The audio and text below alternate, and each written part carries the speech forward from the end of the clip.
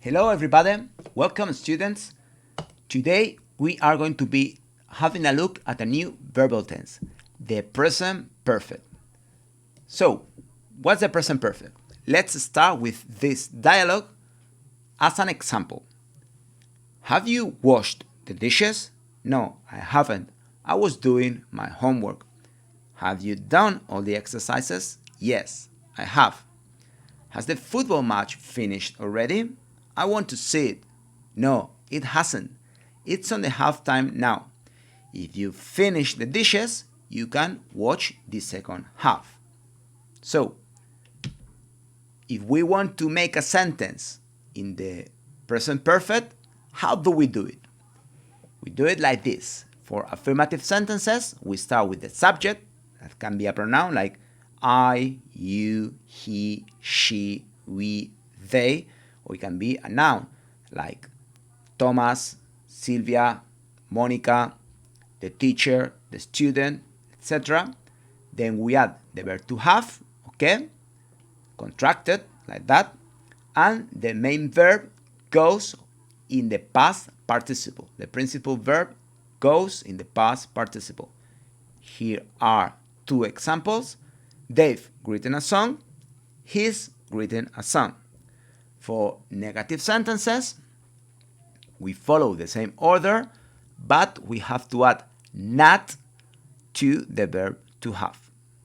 Okay, so I haven't played any games. She hasn't played any games.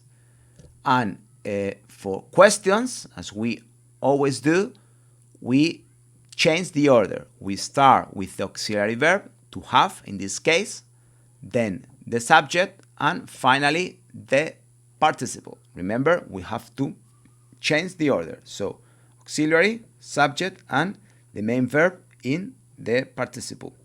So, have you finished the book? Has she finished the book? And then finally, for short answers, we just use the verb to have. Yes, I have. No, I haven't. Yes, she has. No, she hasn't. Here you have the who conjugation of the verb to have, in case you didn't remember. This is for affirmative sentences. We can contract it, so it's going to this is like a short version, and this is the negative version. Have a look. The only difference is that the third person singular, he, she, it, takes an S. So it becomes S contracted and hasn't in the negative. So have, the haven't, hasn't for the third person singular, S hasn't. And we've mentioned that the main verb goes in the past participle. So how do we form the past participle? We have two possibilities. For regular verbs, we add ed, like played or worked. And for irregular verbs, we have to remember that irregular verb list that we studied at the beginning of the year, and we have to take the verb from the third column. For example, make, made, or draw, drawn. Now here we have a couple of questions. You can pause the video if you need to, and you have to first tell me, please, write a sentence in the present perfect using have, and then another sentence using has. And for question 2, write a regular verb in the past participle and then an irregular verb in the past participle. And finally, we are going to have a look at how to use the present perfect. In what situations do we use the present perfect? So, for example, we use it for actions that started in the past and continue to the present, like he's played piano since he was 10 years old. So the action started some years ago, but the action continues now, continues today. We also use it for actions that finished in the past but affect the present.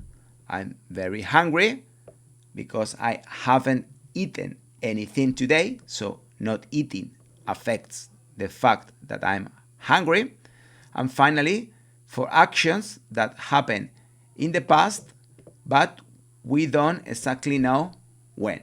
So I think they have seen this film already.